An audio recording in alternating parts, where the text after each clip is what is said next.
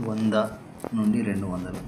So 100 నుండి 200 యొక్క సరి సంఖ్యల సగటు ఎంత?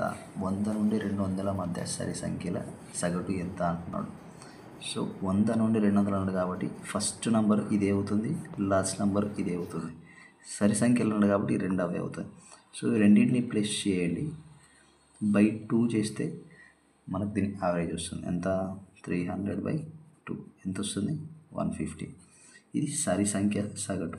ఓకే, అదే బేసి సంఖ్య అన్నాడు అనుకోండి. బేసి సంఖ్య ఫస్ట్ బేసి సంఖ్య ఎంత? 101. లాస్ట్ బేసి సంఖ్య ఎంత? 199. సో 100 నుంచి 200 మధ్యలో 101 నుంచి 199 వరకు ఇవి బేసి సంఖ్యలు, ఇవి సరి సంఖ్యలు. సరి సంఖ్యలకు సగటు ఎంత? 150. బేసి సంఖ్యల సగటు ఎంత? ఇది బేసి ఏమొస్తుంది సగటు? 101 + 199/2 ఎంత అవుతుంది? 101. సో 0101 ఎంత? ఇది కూడా 300/2 ఎంత అవుతుంది?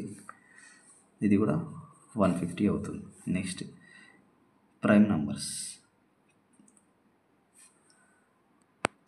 సో 100 నుంచి 200 మధ్యలో ప్రైమ్ నెంబర్స్ ఎన్ని ఉంటాయంటే చూడండి, 101, 103, 107, 109, 113, 127, 131, 137, 139, 149, 151, 157, 163, 167 and 173, 179, 181, 191, 193, 197, 199 ఇవన్నీ ప్రైమ్ నెంబర్స్. సో టోటల్ ఎన్ని ఉన్నాయి?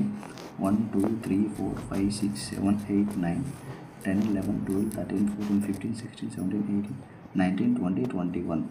సో మొత్తం ఎన్ని ఉన్నాయంటే 21 ఉన్నాయి. 100 నుంచి 200 మధ్యలో ప్రైమ్ నెంబర్స్ 21 ఉన్నాయి. సో వీటన్నిటిని సమ్ చేయండి, ఎంత వస్తుందో చూద్దాం. సో వీటన్నిటిని సమ్ చేస్తే మనకి ఎంత వస్తుంది?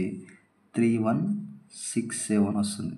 ఓకే, ఈ ప్రైమ్ నెంబర్స్ అన్నింటినీ 100 నుంచి 200 మధ్య ఉన్న ప్రైమ్ నెంబర్స్ 21, వాటిని మొత్తం సమ్ చేస్తే ఎంత వస్తుంది? సో దాన్ని డివైడ్ చేస్తే ఏమొస్తుంది ఇప్పుడు చెక్ చేయాలి. ఓకేనా, ఎంత వస్తుంది డివైడ్ చేస్తే?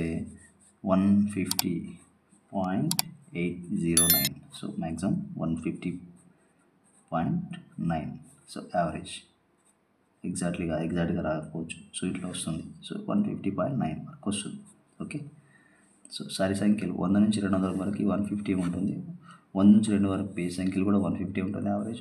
100 నుంచి 200 మధ్య వాటి యొక్క ప్రైమ్ నెంబర్స్ యొక్క యావరేజ్ కూడా ఎంత ఉంటుందంటే 150 దగ్గర అన్నీ సేమ్ ఉన్నాయి. దాదాపు దీనికేమో కొద్దిగా 8 ఒక్కటే ఎక్స్ట్రా వస్తుంది.